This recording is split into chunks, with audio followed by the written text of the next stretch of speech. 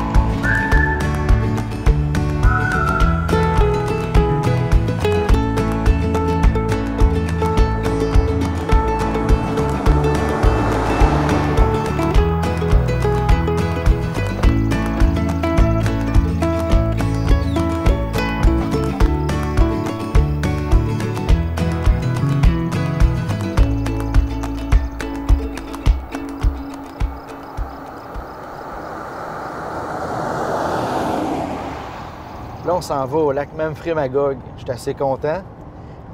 Je suis allé quelques fois. La chance n'a pas toujours été de mon bord, puis j'ai l'impression que cette fois-là, ça va être la bonne fois. Là-bas, il y a plusieurs types de poissons intéressants, puis là, c'est pour la Wananiche.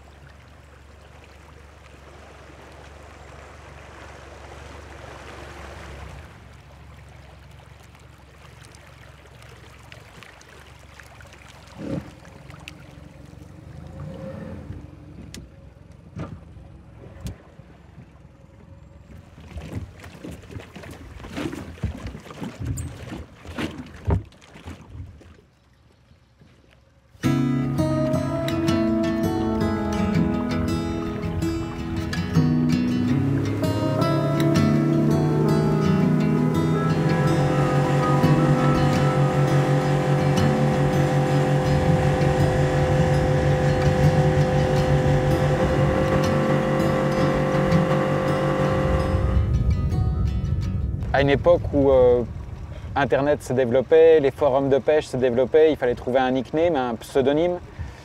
L'Hommechus, c'était un pseudonyme parfait, j'avais pas besoin de mettre l'Hommechus 54 18 16, il y en avait qu'un. Et puis tout le monde me connaissait donc sous ce nom-là, et quand j'ai parti mon service de guide, je me suis dit je garde ce nom-là, c'est ma marque de commerce, mettons. Voilà. Et avec l'Hommechus, donc l'Hommechus, c'est un insecte du genre des coléoptères, c'est la famille des coléoptères, pardon.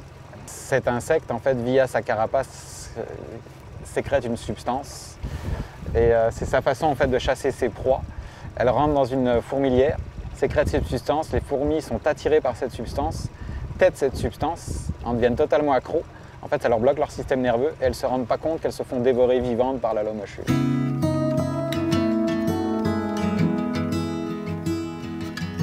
Parfait, on y va pour la première. Roche, papier, ciseaux. D'accord. Ça a été facile. Ouais, oui.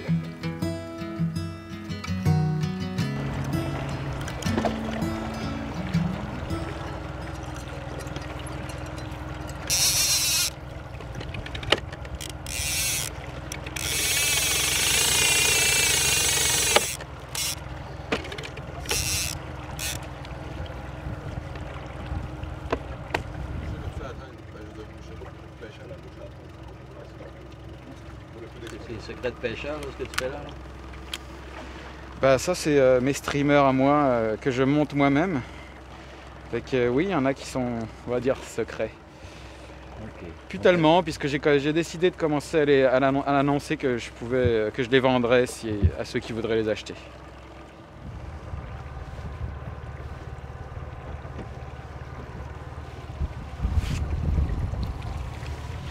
Toi, tu pourrais dire ça imite un banc de petits poissons, un banc de petits ménés ou un banc d'éperlans avec un petit éperlan à la traîne plus facile à attaquer. Ouais. Soit tu peux considérer qu'en fait c'est un autre prédateur et que ça réveille l'instinct de compétition. Ils viennent voir en se disant il y a un de mes collègues qui se nourrit et puis là il vient voir et il voit mon collègue il en a oublié, on n'a rien en arrière, ça va être gratuit pour moi.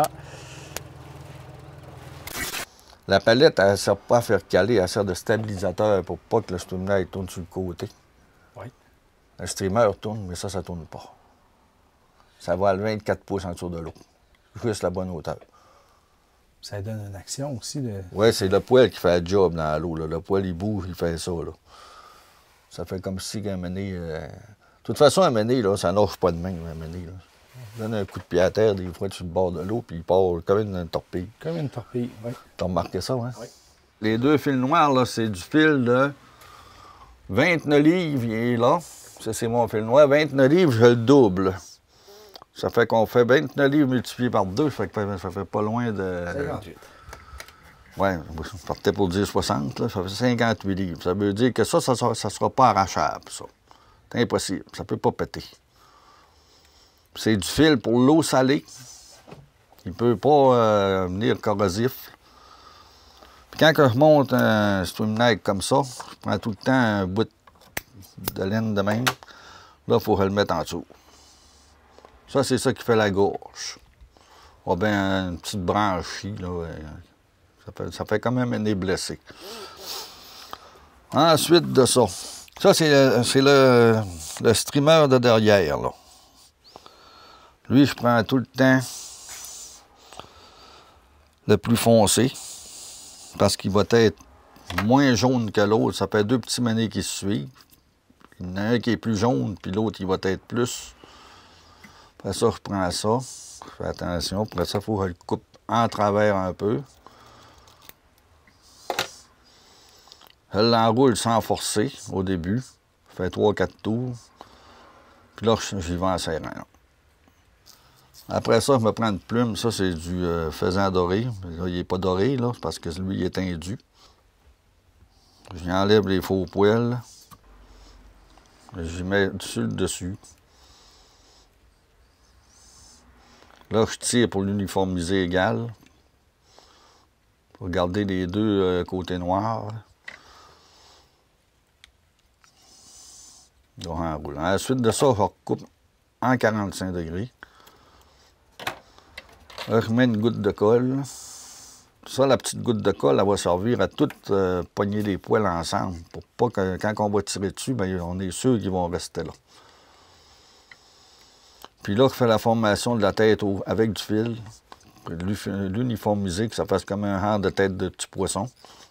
Ensuite, j'y mets une petite goutte sur le dessus. Une petite goutte d'un côté. Après ça, je prends mon petit pic. Je ramasse mon œil. Là, je viens coller l'œil dans le côté. C'est pareil pour l'autre côté. Là, je viens poser mon œil. Ensuite, j'y remets une goutte entre les deux yeux. Que la colle descende complètement entre les deux. Là, je coupe le fil. Lui, il va être prêt à monter sur le streamneck que j'ai posé les palettes d'avance. Après ça, ben là, je fais mon émission de tête. Là, c'est là que je prends lui. Là, j'enroule mon fil.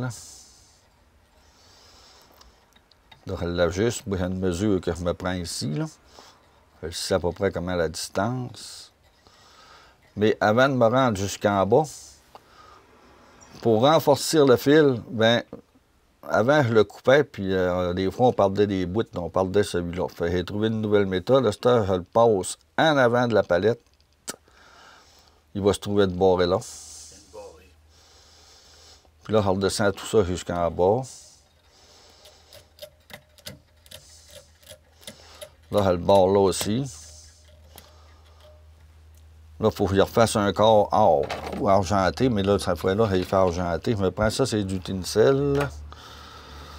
On passe le tinsel. Mais le tinsel, j'ai remarqué quand dans les autres sortes de mouches, il n'est pas collé, puis il lâche au bout de 2-3 poissons. Fait moi, ce que je refais, c'est que je repasse une traînée de colle. Là, je rends mon fil en avant, pour pas qu'il me nuise.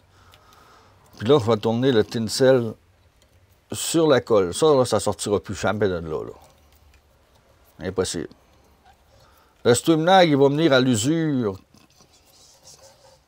par les dents des poissons qui vont avoir arraché le poil. Puis avant qu'ils les arrachent, ça va prendre une moyenne pêche.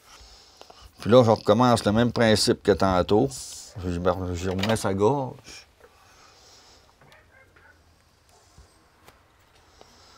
Lui, il va me couper une belle grande touffe de poêle. Là, je prends ma longueur. Je le retiens là. Là, j'enlève. Ça, c'est un trou. Là, ça, je l'enlève. Je fais le même principe que tout à l'heure. Je ne serre pas trop. Je ne serre pas trop, c'est parce que si je serre trop, le poêle va venir comme un porc-épic qui est en attaque. Là, puis ça fait pas beau. Je remets sa colle pour le... Puis je recommence le même principe que tantôt. J'ai fait la finition de la tête, un peu comme ça. Je vais prendre une plume plus grosse, un peu ce fois-là. Là, je enlève le faux poêle.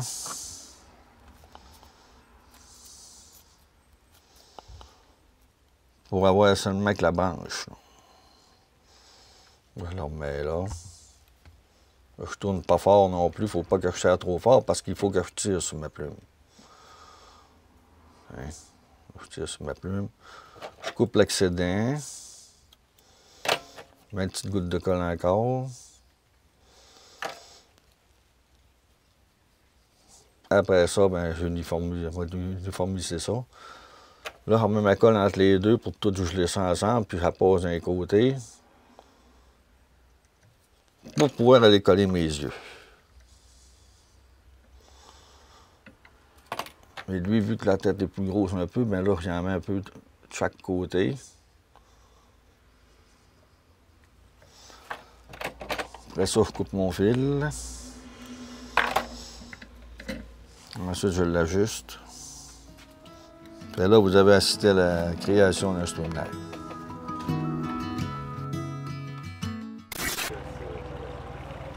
Tout se nourrit d'éperlans ici, là. T'as mené une mauvaise vie, tu seras réincarné en éperlan ici. OK. Les dimensions du lac Bruno ici... À peu près 44 km, 33 km au Québec, 11 km aux États-Unis. Okay. Environ. Hein. C'est vraiment un tiers, 2 tiers.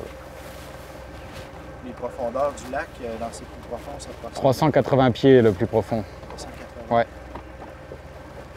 Et la partie profonde du lac, en fait, toute la partie profonde du lac est du côté canadien.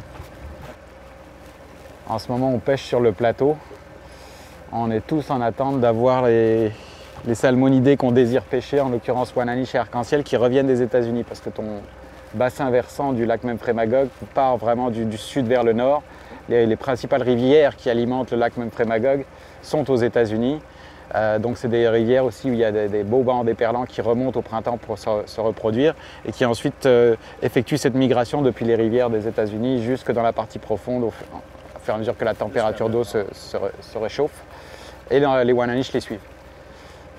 Donc on est tous en attente, bloqués par la frontière, tous en attente que les poissons décident de passer la frontière.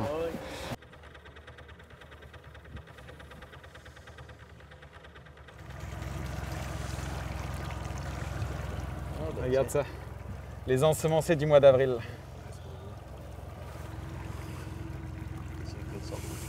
C'est une mouche, c'est une Wananiche. Arrête, petite, je vais te remettre à l'eau. Allez. On essaie de normalement le moins y toucher possible, mais là je préfère toucher et hop. Bruno, ici, là, les poissons qu'on retrouve sont-ils tous ensemencés ou bien on a des poissons vraiment indigènes là, du lac? Ben, tu as des espèces indigènes. Ce qu'on appelle espèces indigènes, c'est des espèces qui n'ont pas été implantées par l'homme, qui étaient là naturellement. En l'occurrence, le touladi ou la truite grise. La Wananiche, on ne sait pas exactement. Il n'y a pas d'écrit, il n'y a pas de traces écrites qui indiqueraient que anciennement, la Wananiche était présente dans ce lac-là de façon naturelle. Au jour d'aujourd'hui, là, en ce moment, là, je dirais que la plupart des poissons qu'on va pêcher, à cause de la forte pression de pêche, sont principalement issus d'ensemencement. Il y a des études qui ont été faites, par exemple, sur la truite grise avec des filets maillants par le ministère de la Faune, qui démontrent que tu as à peu près 75% des poissons capturés dans les filets qui sont des poissons dont la nageoire adipeuse a été coupée, donc qui sont issus d'ensemencement. Tu as à peu près 25% de reproduction naturelle. Okay. Mais reproduction naturelle, tu peux dire oui, ok, c'est un poisson indigène. Oui et non, dans le sens où s'il n'a pas de nageoire adipeuse coupée, c'est qu'il est né dans le lac, il a grandi dans le lac, mais il peut très bien être issu de parents qui ont été ensemencés. Au niveau de la Wananiche, je dirais que là-dessus, même s'ils font un ensemencement de type repeuplement, comme c'est un plan d'eau qui est quand même très reconnu et qui a une forte pression de pêche, il y a 99% des poissons qui sont en fait ensemencés. Okay. Tu as très très peu de reproduction naturelle. À la fois à cause de la pression de pêche, à la fois selon ce que j'ai compris par le biologiste du Vermont, c'est que la meilleure rivière du côté américain, qui est la rivière Clyde, a été harnachée par plusieurs barrages et malheureusement ça a empêché les Wananiche de remonter sur les meilleurs sites de frais. Ça diminue là. Ouais. Donc il faut continuer à ensemencer. Exactement. Et depuis que ceci est fait, il y a un barrage qui a été détruit. Donc ça a ramené une certaine portion de rivière pour les sites de frais. Plus il y a un autre barrage sur lequel ils ont effectué une passe à poissons, par lesquels ils transportent les poissons plus haut dans la rivière vers les meilleurs sites de frais. Mais malgré ça, ils ne comprennent pas pourquoi la reproduction naturelle ne fonctionne pas.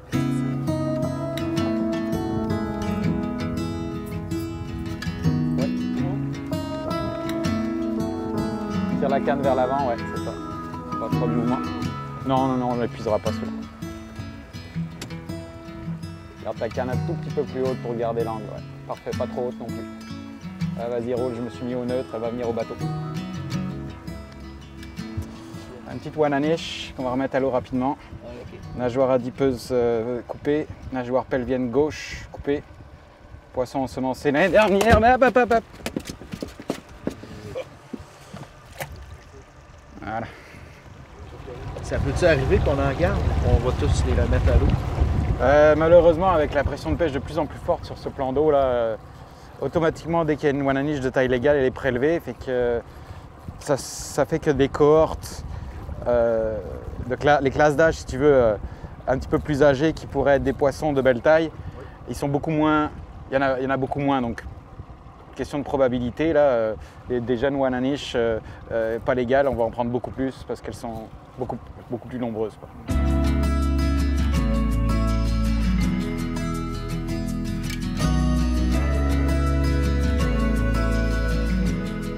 Ouais, j'ai une formation ce qu'on a l'équivalent d'un DEC ici en France, qu'on appelle un BTSA, brevet de technicien supérieur agricole, avec une option gestion et protection de la nature. J'ai eu la chance de trouver un stage en fait au Danemark. Si tu veux, dans les années 50, ils avaient fait des photographies aériennes de certaines rivières qui faisaient des méandres. Et ils avaient fait ça pour pouvoir canaliser la rivière, la mettre toute droite et faire baisser le niveau du lit pour gagner en superficie agricole, si tu veux. Oui. Ce que ça a fait, c'est que ça a donné un désastre environnemental. Et donc dans les années 90, ils ont repris exactement les mêmes photos de la rivière originale. Et le projet dans lequel je faisais mon stage, c'était de reméandrer la rivière au complet, de la refaire complètement à l'original. C'est quand même une belle tension, je veux dire. Ouais, vas-y, tranquillou, peux-tu sortir la canne de sang? Ah, décroché. Faut pas que tu la tires trop. Hein. J'ai trop tiré? Ouais, peut-être un petit peu trop forcé. Ouais. Je suis allé doucement, mais bon, pas assez. Lors de ce stage, donc c'est là vraiment que j'ai découvert ma passion pour les milieux aquatiques, l'écologie aquatique. J'ai découvert donc cette existence de tout ce qui est insectes, mollusques, crustacés, tout ce que tu peux retrouver en rivière, en lac, qui sont la base de la chaîne alimentaire et qui aussi indiquent, certaines espèces t'indiquent si ta qualité d'eau est bonne ou pas. J'ai adoré ça, j'ai tripé là-dessus. J'ai adoré ça.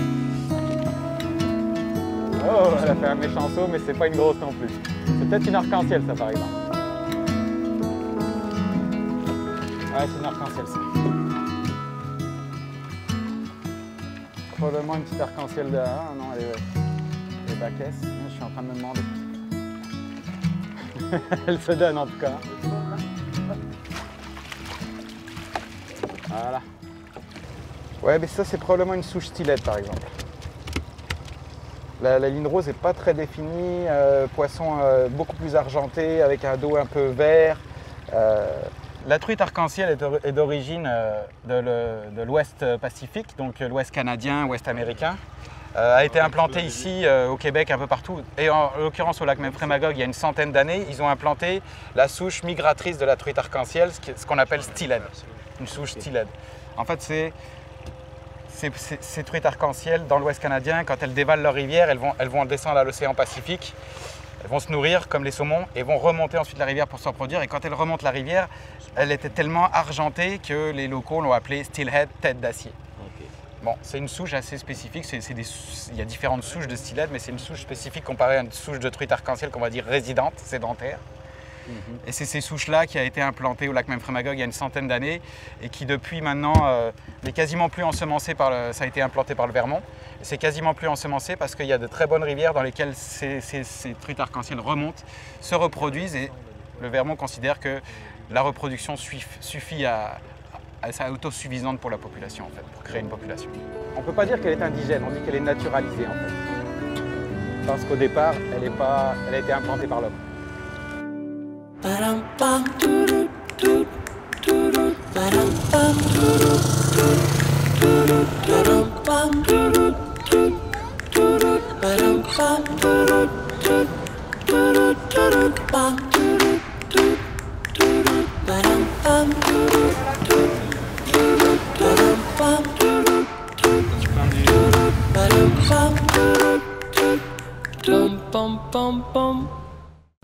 La pêche dans la peau, c'est une émission à la station CJSR. C'est aussi une page Facebook et une très belle communauté. Suivez-nous, on va y mettre les émissions et même des extraits inédits. J'ai travaillé pendant 2 ans en pisciculture au Danemark à élever de la truite. Entre-temps, mes parents sont venus au Québec et m'ont dit « Ah, toi qui aimes les grands espaces, la nature, tu adorerais ça, c'est encore sauvage, il y a plein de possibilités de pêche, etc. » J'ai dit « Ok, bon bah pourquoi pas », j'ai fait ma demande de visa.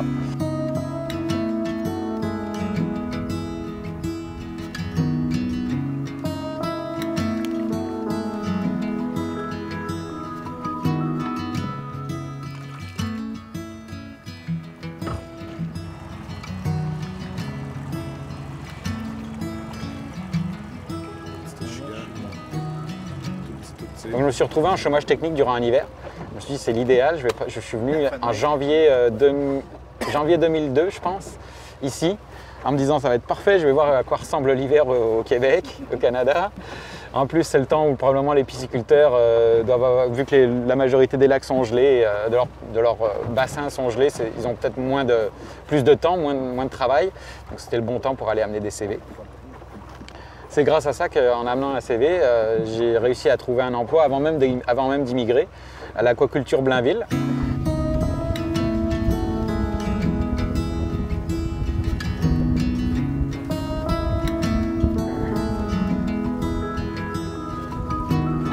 bien gavé. Le ventre prêt à exploser là.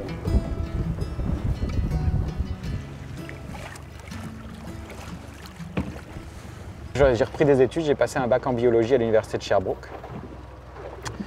Et à la fin de mon bac, je me suis retrouvé employé, j'avais passé des concours pour ça, je me suis retrouvé employé au ministère de l'Environnement du Québec. Et à un moment donné, je me suis dit, bah, c'est pas pour moi. Et j'aime la région de l'Estrie que j'avais découvert en 2005. Je voulais vivre dans la région, je me suis acheté une maison ici.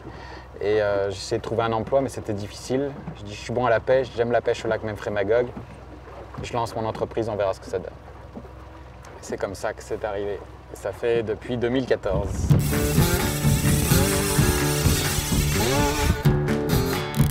Comment c'est pas une grille? Marc-Antoine, tu me dis, tu n'arrives pas à récupérer le... Ok.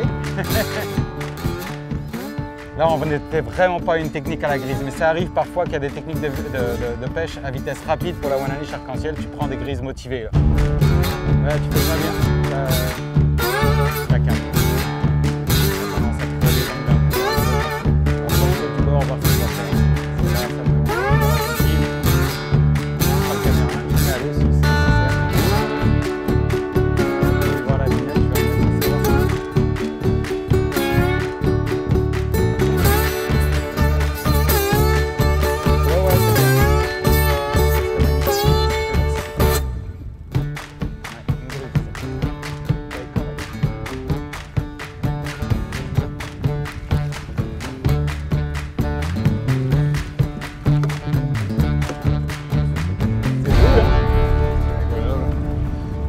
C'est incroyable. C'est pas un monstre là, Non, mais c'est c'est pas quand un même une belle monstre, grise là. mais les combats sont assez puissants. Oh, sapristi! Oui, oui. Et c'est pas un monstre, pour moi, c'est un monstre.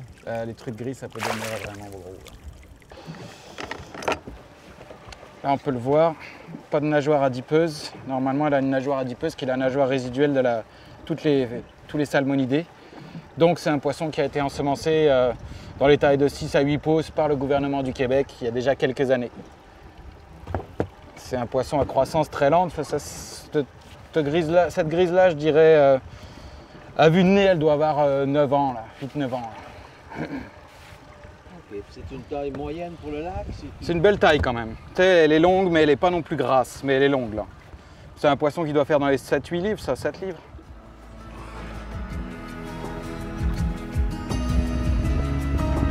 Sinon, toi, tu presque 29. Maintenant, on mesure tous les poissons de la tête, longueur, ce qu'il appelle longueur totale, c'est de la tête jusqu'à la pointe de la queue.